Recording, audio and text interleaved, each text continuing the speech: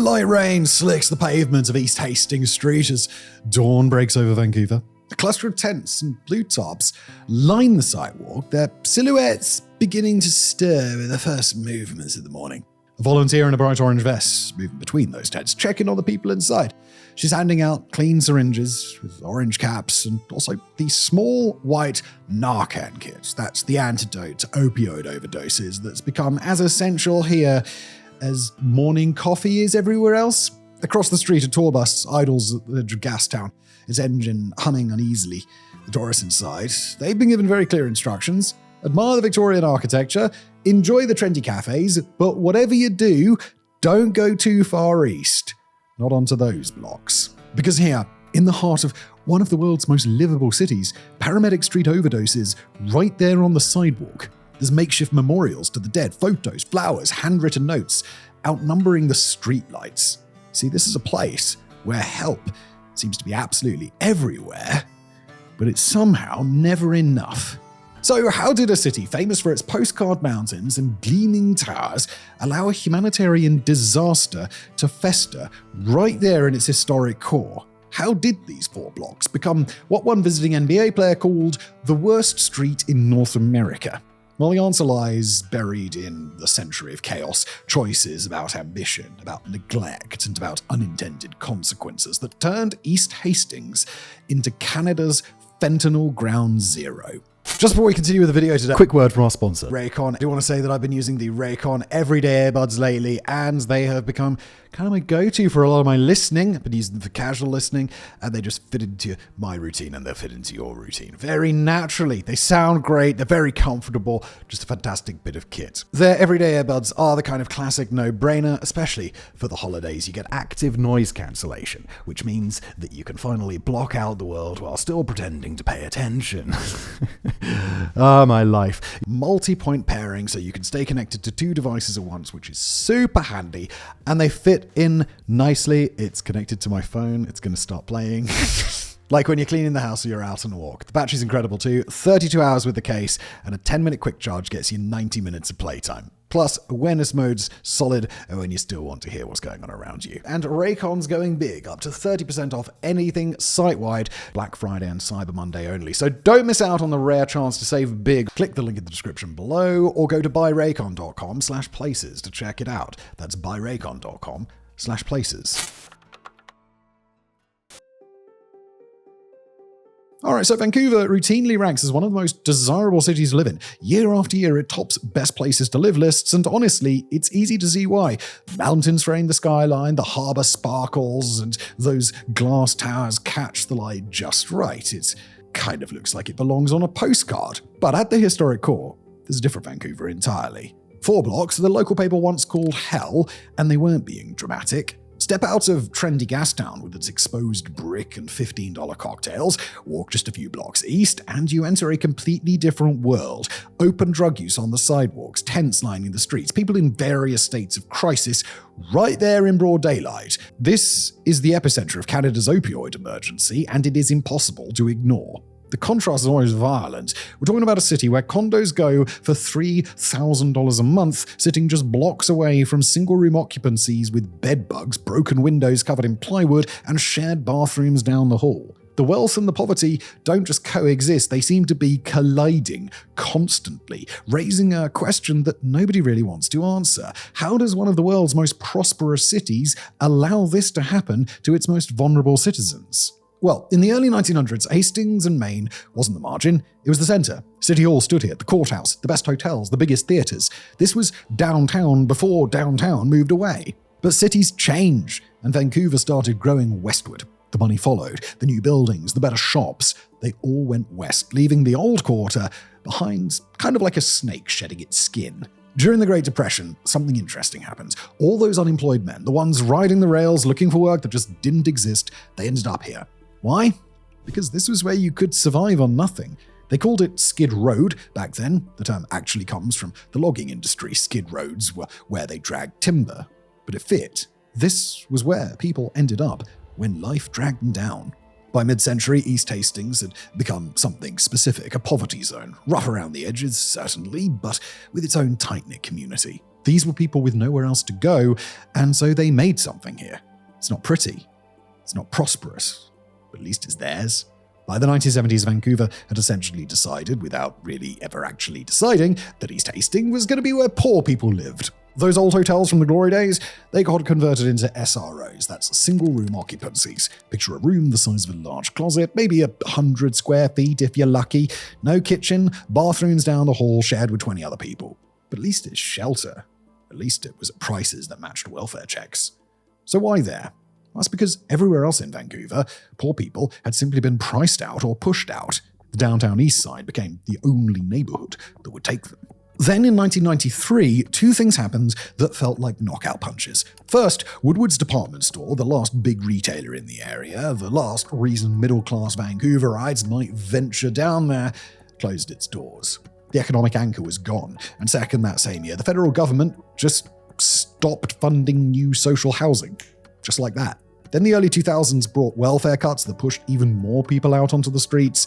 And it's here where it gets really rather perverse. All the services for homeless people, for people with mental illnesses, for people with addictions, they all got concentrated in East Hastings. Shelters, soup kitchens, health clinics, they were all clustered in those few blocks. And this created a gravitational pull. If you were desperate anywhere in Vancouver, hell, anywhere in Canada, you ended up here. It was the district of last resort, whether anyone meant to make it that or not. The 1980s brought a perfect storm of good intentions and terrible execution that would devastate East Hastings for generations. It started with something called deinstitutionalization, which is a mouthful and sounds pretty bureaucratic. Here's what it means. British Columbia started closing its mental hospitals. Riverview, the big psychiatric facility, began shutting down wards and releasing thousands of patients. The promise was community care, smaller facilities, better treatment, more dignity. The former mayor of Vancouver, Larry Campbell, put it bluntly, we lied. Between 1985 and 1999, psychiatric hospital beds in BC were slashed by 65%. Those patients, well, many of them ended up in the downtown east side's cheap SROs. No support, no medication management, no follow-up, mental illness, mean street drugs. This is a bit of a catastrophic idea, to be honest. And then came Expo 86. This was Vancouver's coming out party, a world's fair to show the globe what a gleaming modern city this was. But you can't have tourists seeing poor people, can you? That would be disgusting. 800 to 1,000 low-income residents were evicted from downtown East Side hotels to make room for visitors. Police cracked down on drugs and sex work. Not to stop it, just to move it away from where the tourists might see it. And guess where it all went? Yep, right into East Hastings alleyways. Surprise! By the end of the decade, the neighborhood was drowning in high-purity cocaine and heroin. The fragile community that had existed, poor but functional, was overwhelmed. The 80s did not create East Hastings problems, but they turned a slow decline into a straight-up freefall. By the 1990s, East Hastings wasn't just struggling, it was dying.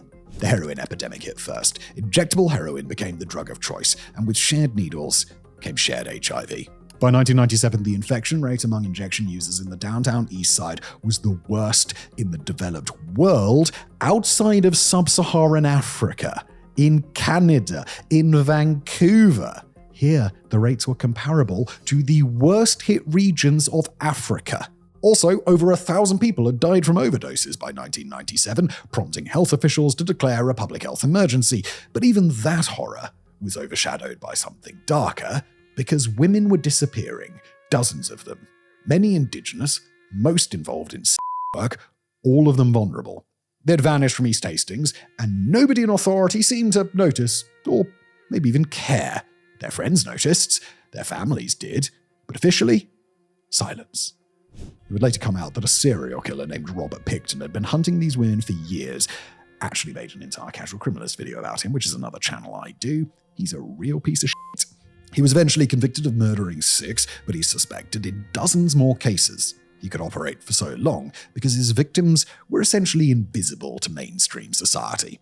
The statistics from this era are absolutely staggering. The median income in the downtown east side was $13,600 a year.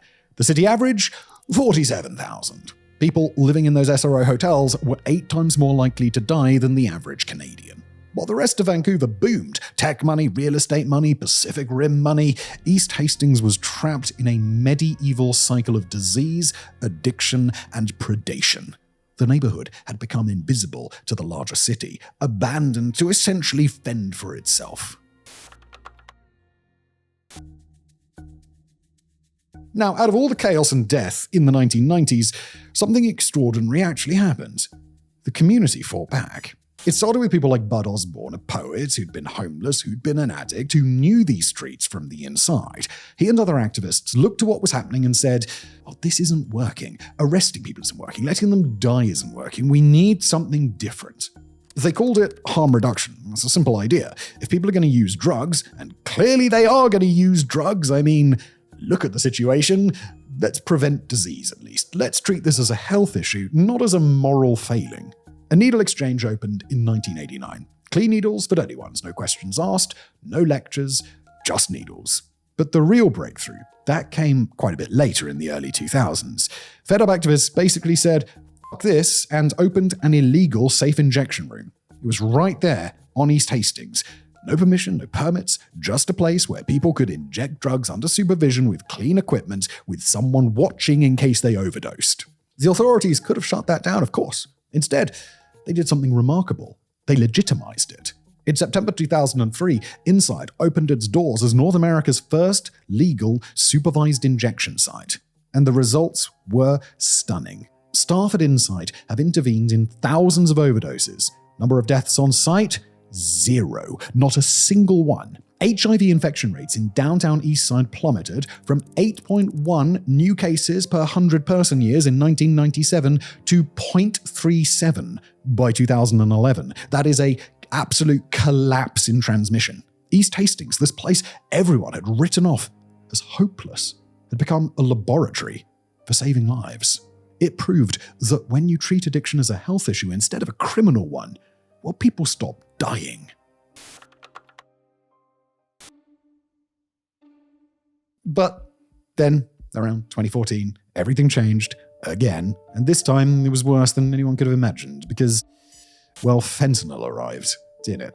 And now look, fentanyl's not new, it is a legitimate medical drug, it's used in hospitals for severe pain, but it's 50 times stronger than heroin. A few grains too many, literally the amount you could fit on the tip of a pencil, and you are dead. At first, users didn't even know they were taking it. Dealers started cutting their heroin with fentanyl to stretch their supply, to make it more potent. Someone would buy what they thought was their usual hit of heroin, and suddenly they'd be on the ground, turning blue, simply dying. One longtime resident of East Hastings described it perfectly. When it was just heroin, things were relatively quiet. People knew their doses, knew their dealers, knew what to expect. But fentanyl, it, quote, wiped out a whole generation. And the numbers here are staggering. In 2014, British Columbia recorded 368 overdose deaths. By 2016, nearly 1,000. In 2 years, the death rate had almost tripled. East Hastings transformed from a neighborhood with a drug problem into an open-air emergency room. Sirens became the constant soundtrack in an overlapping sound that never ended. Makeshift memorials started appearing on street corners, photos and flowers for the dead. Every single week brought new ones.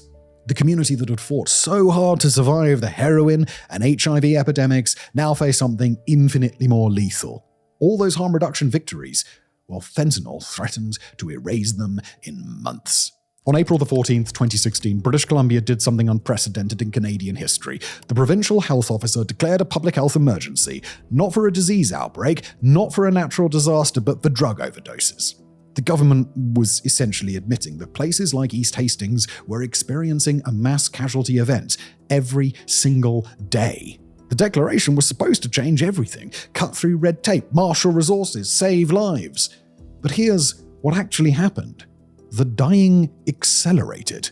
Since that emergency declaration, over 33,000 Canadians have died from opioids. In Vancouver alone, more than 4,000 people have died from overdoses in the past decade. Many of them on the exact blocks we're talking about, Hastings and Maine. The morgues literally ran out of space. Community centers started putting up memorial walls, and they ran out of space too. Photos of the dead covering entire walls. Sons, daughters, mothers, fathers, friends. During the peak of COVID, when the entire world shut down, when we reorganized society to stop a pandemic, overdoses were still killing more people in British Columbia than the virus was, year after year. Declaring an emergency was supposed to be the moment that everything changed. For the people on East Hastings, for the frontline workers trying to save them, it felt like sounding an alarm in an empty building. The sirens kept wailing, the body count kept climbing. The emergency just became permanent. By the late 2010s, East Hastings had become something that's hard to even describe. An open-air hospice, a refugee camp in a first-world city, in Vancouver. Tents started multiplying along the sidewalks. Not a few tents, we're talking dozens eventually, around 80 structures, turning the sidewalk into a tunnel of blue tarps and desperation. Why? Because even the cheap SRO hotels had become unaffordable, because the shelters were full, because at least on the street, in a tent surrounded by others in the same situation, people could watch out for each other. The scene was simultaneously heartbreaking and heartwarming. You had peer-run overdose prevention tents, literally pop-up staffed by volunteers, many of them current or former users themselves, armed with naloxone, ready to reverse overdoses in seconds. Right next to dealers who were selling fentanyl as casually as hot dog vendors selling lunch. The emergency services were overwhelmed. Vancouver Fire Department responded to over 6,000 overdose calls in downtown Eastside in 2021 alone. Paramedics would revive someone and sometimes see that same person overdosing just hours later. Then, in April 2023, the city said, enough. They sent in crews, backed by dozens of police officers, to clear the encampment. The official reason? Fires and violence in the camps were creating unsafe conditions. But here's the thing about clearing an encampment. You can move the tents, but you can't move the crisis. The people displaced from East Hastings, they didn't just magically disappear. They moved to nearby alleys, to parks, to other streets. They stayed close because, as awful as East Hastings is, it's where the help is. Now, faced with a death toll that just would not stop climbing, Vancouver and British Columbia did something that would have been unthinkable just years earlier. They basically threw out the rulebook on drug policy. First, they massively expanded supervised consumption sites, not just in-site anymore. Dozens of overdose prevention sites popped up, mobile units, inhalation rooms for people who smoke their drugs instead of injecting. The principle was simple: meet people where they are, keep them alive today, worry about recovery tomorrow. Then in 2020, they went further. British Columbia started prescribing pharmaceutical alternatives as safe supply. We're talking about giving addicts medical-grade opioids, high-dose morphine, even pharmaceutical heroin, so they wouldn't play Russian roulette with street fentanyl. But the biggest shock came on January the 31st, 2023. British Columbia decriminalized possession of small amounts of hard drugs, up to 2.5 grams of opioids, cocaine, or meth. Get caught with that, and instead of handcuffs, you get a resource card for treatment services. As former Mayor Kennedy Stewart put it, this gets police out of the lives of drug users. The idea was to stop treating addiction as a crime and start treating it purely as a health issue. The early results have honestly been pretty mixed. Deaths remain stubbornly high, but advocates argue that without these interventions, the toll would be catastrophic rather than just tragic. Vancouver has become North America's laboratory for progressive drug policy. The whole world is watching, trying to figure out if this is brilliant or insane, or quite possibly both. Now, not everyone thinks Vancouver's approach is the answer. In fact, a lot of people think it's the problem. In 2024, the UK's Telegraph ran a piece that basically called Vancouver the fentanyl capital of the world. They ran shocking photos of people overdosing on the sidewalk and implied that decriminalization had unleashed fentanyl on the streets, as if fentanyl needed some sort of permission. Some locals agree with this. Business owners, frustrated residents, they look at the crowded sidewalks, the open drug dealing, and they see harm reduction as harm permission. They argue that being soft on drugs just attracts more users to the area. That compassion has become enablement. Here's their argument. You make it easier to use drugs, you get more drug use. You provide services for addicts, you get more addicts. Simple cause and effect, right? Well, the advocates say no, that's wrong. They point out something crucial. The overdose crisis was already at record levels for 8 years before decriminalization even started. People weren't dying because of too much tolerance, they were dying because the drug supply had become poison. And then there's the deeper question nobody really wants to tackle. Why are so many people trying to escape their reality with drugs in the first place? And the answer leads to uncomfortable places. Generations of indigenous people traumatized by residential schools, kids aging out of foster care with no support, mental health services that exist mostly on paper, rents that consume entire paychecks. These aren't drug policy problems, they're societal failures that predate any discussion about safe injection sites or decriminalization. East Hastings has become a political Rorschach test. Conservatives see it and think, this is what happens when you're soft on crime. Progressives see it and think, this is what happens when you criminalize poverty and addiction. Both sides use the same street to prove opposite points. And the truth is always, it's way messier than either narrative. It's not just about being tough or being compassionate. It's about a century of decisions that created a perfect storm of human misery. And now, everyone wants a simple solution to a really complicated problem. Lost in all the statistics, and politics, and outrage, are the human beings who live on East Hastings. And here's what might surprise you. Many of them describe it as the most caring community they've ever known. And I know that sounds impossible. I mean, how can a place that looks like hell feel like home? But listen to the residents and you'll understand. This is a neighborhood where if someone hasn't moved in a while, a stranger will check their pulse, where people who have almost nothing will share what little they have, where someone will sprint across traffic with an naloxone kit to save a person they've never met. The people here look out for each other because they know nobody else will. They've been rejected everywhere else for their addictions, their illnesses, their poverty, their pasts. But on East Hastings, your wounds are understood, not judged. Your struggles are shared and not shamed. Vandu, the Vancouver Area Network of Drug Users, organizes everything from neighborhood cleanups to memorial services. These are current and former addicts taking control of their own narrative, solving problems for their community. They're not waiting for rescue, they're rescuing each other. There's also art here, poetry, music. The downtown east side has this incredible concentration of artists and writers who use creativity as both outlet and lifeline. Bud Osborne, who we mentioned earlier, wrote Poverty about these streets that could break your heart and fill it at the same time. The City of Vancouver's own reports acknowledge something telling here. Residents value Hastings Street as a place to meet friends, get support, access services, and feel like they belong. When you've been rejected everywhere else, belonging somewhere, even if that somewhere is considered the worst place in the country, can be everything. Thank you for watching.